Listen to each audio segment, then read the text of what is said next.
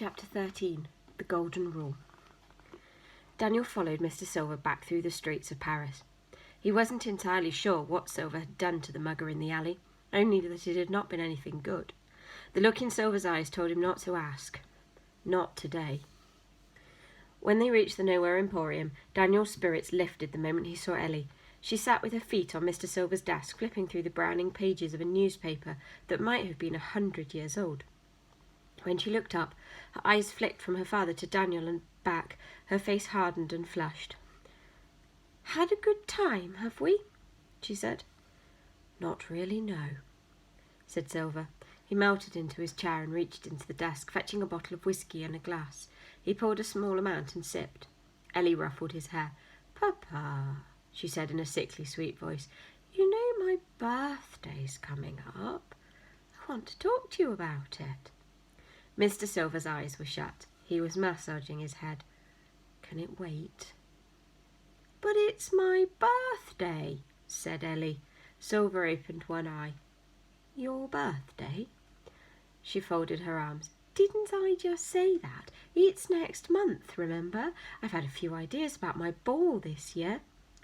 Silver reached into his pocket and brought out the Book of Wonders, stowing it away in the desk. "Ellie, I've had a rotten morning. Can we please talk about this tomorrow?" Ellie let her arms fall to her sides. "It's always tomorrow, or the day after that, or next week. It's always later, while you're out and about with your new best friend." She pointed at Daniel. "I'm stuck here every day, and you can't even find 5 minutes to talk about my birthday. You don't care about me. You never have." She stormed towards the curtain and disappeared. A moment later, she poked her head back into the shop and added, "I hate you." Then she was gone. Silver scrambled up, knocking over an inkwell on his desk. He went after Ellie, leaving ripples spreading through the velvet curtain and black ink seeping across his desk. Daniel didn't know what to do. He was more certain than ever that Ellie must hate him, and he could understand why. He'd been brought to the Emporium to do what Ellie couldn't, to learn about magic, the wonders, and all the rest.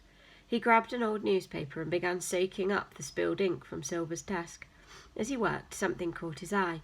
One of the drawers in the desk was open a fraction. Daniel leaned to shut it, but a glint of light from within caused him to pause. Without knowing why, he opened the drawer. He felt a flutter in his chest. Inside the drawer was Mr. Silver's Book of Wonders. In all the commotion with Ellie, Mr. Silver hadn't locked the drawer. Daniel stared at the book. Anticipation began to build inside him. Ever since he'd written his first wonder, something had been playing on his mind. It seemed to him that anything was possible. There were no limits to what the stroke of a pen could achieve inside these walls. And if that was the case, if anything was possible, why couldn't he see his parents again? Mr. Silver's warning echoed in his mind. "If, by some tiny chance, you ever come across the book when you are alone, I must ask that you do not write a single word in its pages without me." Daniel tried to turn away, to close the drawer and forget about it, but he could not shake the notion that had gripped him. His heart ached to hold the book, to write in its pages, to open a door and see his parents' faces he could barely remember. He could almost feel their arms wrapping around him. And anyway, hadn't he been creating wonders of his own for days and days, all of them perfect? Surely it wouldn't hurt to add another. With a final glance at the curtain, Daniel snatched the book from its place in the drawer. He rested it with great care on the desk and turned to a blank page. He grabbed one of Mr. Silver's fountain pens. He dipped the pen in what was left of the puddle of the ink, and lowered the shining nib to the page, hardly daring to wish or hope. The nib of the pen found the page, and he began to write. 10 minutes later, Daniel was sweeping through the Emporium to his new wonder. He hurried up a narrow staircase, turned a sharp corner into a passage with a low ceiling. For a moment he forgot to breathe. The new door was just up ahead, but everything was very wrong. Something inside, something huge and angry, was banging and pounding on the door, straining to get out. Guttural screams filled the air as the door juddered and shook. And as terrible as all this was, as confused and scared as it made Daniel, the worst thing of all was not the beast behind the door. No. The very worst thing was that Mr. Silver, stood by the new door, arms folded, thunder-grey eyes glaring down the corridor. In his hands he held the Book of Wonders. "What did you do?" he asked. His voice was calm and low, which unsettled Daniel more than if he'd yelled. The door rattled. A howl came from the creature beyond. In that moment Daniel wished to be anywhere else, even back on the streets of Glasgow with Spud and his gang. I wanted to see my parents," he said, amazed he could still speak. "Every day they get a bit further away, a bit harder to remember. When I picture them, they're fuzzy round the edges, so I wrote a room where they're still alive." Silver's shoulders seemed to sag a little. He looked old and hunched. And then he straightened up and was himself again. Something battered the door with the force of a train. Daniel jumped back. "Magic cannot bring back the dead, Daniel," said Silver, and began to flip through the book, stopping when he found a page on which this wonder had been written. Another scream, and the corridor trembled. There are certain borders that should not be crossed. The line between the living and the dead is one of them.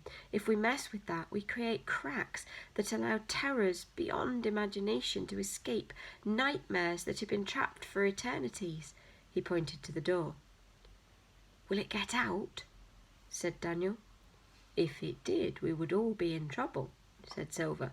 He ripped the page from the book, and at once the bricks around the doorway began to shift, closing in around the door, sliding and swivelling into place until the doorway was buried beneath, the wall blank and clean.